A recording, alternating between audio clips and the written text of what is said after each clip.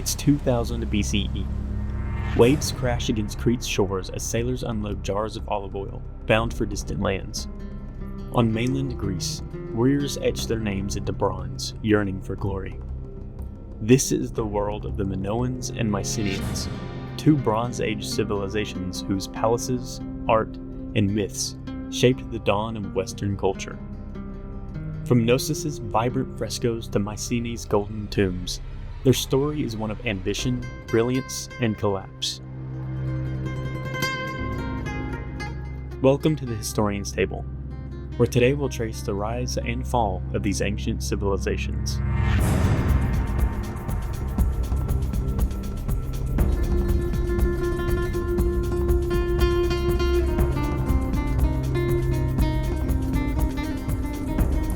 In the Bronze Age, the Aegean was a mosaic of fishing villages and Roman traders, with little to rival the empires of Egypt or Mesopotamia. Around 2700 BCE, the Minoans on Crete decided to create a legacy of their own.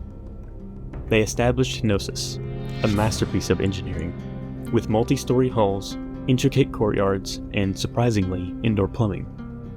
In fact, the Minoans invented plumbing before half the world figured out walls. While others were still mastering basic shelters, the Minoans were designing a city that could hold its own against the great powers of the East. By 1600 BCE, the Mycenaeans were building massive fortresses on mainland Greece. The Greeks later claimed Mycenae, Tiryns, and Pylos were crafted by giants. Their walls were dubbed Cyclopean for their massive stones. The Mycenaeans admired the elegance of the Minoans, but preferred a more militaristic approach, pouring resources into fortifications and smithing.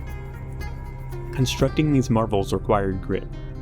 Minoan workers carved limestone under Crete's relentless sun, while Mycenaean laborers hauled boulders up rolling hills. These early civilizations understood the importance of trade and excelled at it. Minoan ships carried wine and saffron to Egypt and Syria, returning with gold and ivory. The Mycenaeans linked the Aegean to far-flung shores, from the Hittites to the British Isles. Together they wove a network that made the Aegean the trading hub of the ancient world.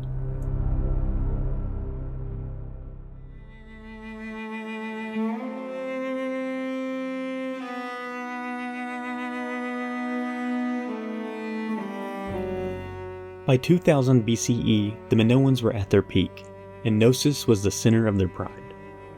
It was a lively city. Artisans shaped delicate pottery, priests oversaw rituals, and merchants traded goods from across the Mediterranean. Frescoes, which are watercolor paintings, usually painted onto walls or ceilings, depicted acrobats vaulting over bulls, a feat so daring for its time it must have been part ritual, part spectacle. Their Linear A script, which is still a mystery to us, cataloged their hectic economy. Remarkably, Minoan cities lacked the need for walls, as their navy was so formidable that invaders thought twice. On the mainland, the Mycenaeans reached their height around 1400 BCE. Their palaces were less brilliant, but they made up for it in treasure. When German archaeologist Heinrich Schliemann unearthed Mycenae's royal tombs in 1876, he found golden masks, including one he was quick to call Agamemnon's, though it does predate the Trojan War's supposed hero.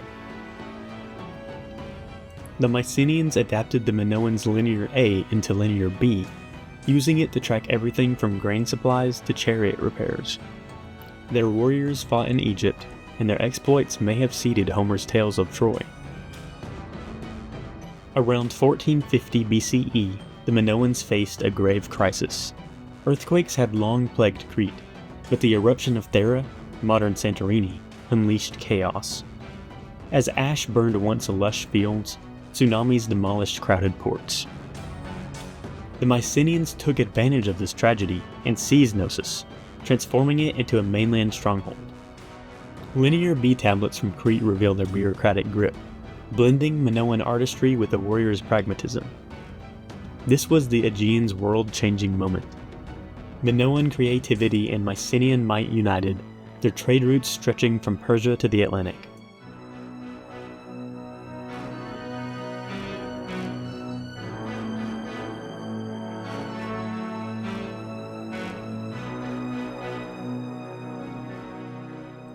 As history so often shows, greatness is fragile. Earthquakes struck Crete repeatedly from 1700 BCE, but the Minoans always rebuilt with resilience. The Thera eruption around 1450, however, was catastrophic. Ash ruined crops. Waves overcame their mighty navy. Despite the destruction, the Minoans continued to endure, only to face a Mycenaean siege. By 1375, Knossos lay in ashes. The Minoan civilization dissolved, its legacy absorbed by the conquerors. The Mycenaeans' own end came swiftly. Around 1200 BCE, their palaces, Mycenae, Pylos, and Tiryns, were reduced to smoldering ruins. The Bronze Age collapse was a perfect storm. Maybe the Sea Peoples, an elusive group of Bronze Age raiders, struck. Maybe drought or rebellion unraveled society as they knew it. As trade routes withered, Linear B fell silent, and Greece entered a dark age, where literacy itself became a memory. The cause of the Mycenaean fall remains unknown, a puzzle that eludes archaeologists to this day. Myths offer clues, if not direct answers. The tale of the Minotaur, King Minos imprisoning a bull-headed beast in a labyrinth, demanding Athenian youths as tribute, may reflect Mycenaean efforts to demonize their Minoan predecessors. After taking Crete, the Mycenaeans needed to justify their conquest of an accomplished civilization. Painting Minos as a tyrant who fed children to a monster was propaganda. Knossos' winding corridors, complex and disorienting, could have inspired the idea of labyrinth, offering a hint of truth to the tale. Bulls were sacred to Minoans, central to their rituals. The Mycenaeans twisted this reverence into a symbol of terror. This demonization served a purpose. By portraying Minoans as decadent and cruel, the Mycenaeans legitimized the takeover, erasing their predecessors' prestige.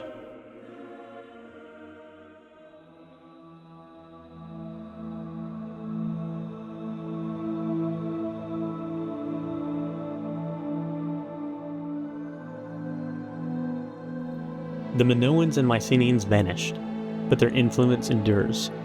The Mycenaeans' Greek language survived the Dark Age, fueling Homer's Iliad and Odyssey, epics that echoed the Aegean spirit.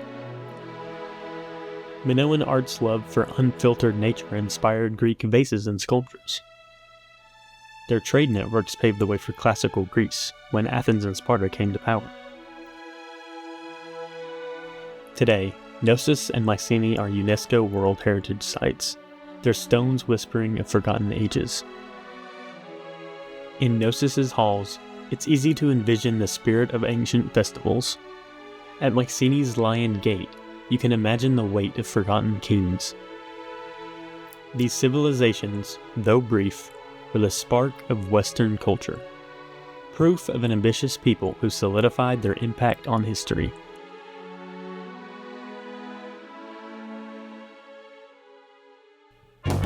Thanks for joining me today. I'm your host Ethan, and I hope you enjoyed the video.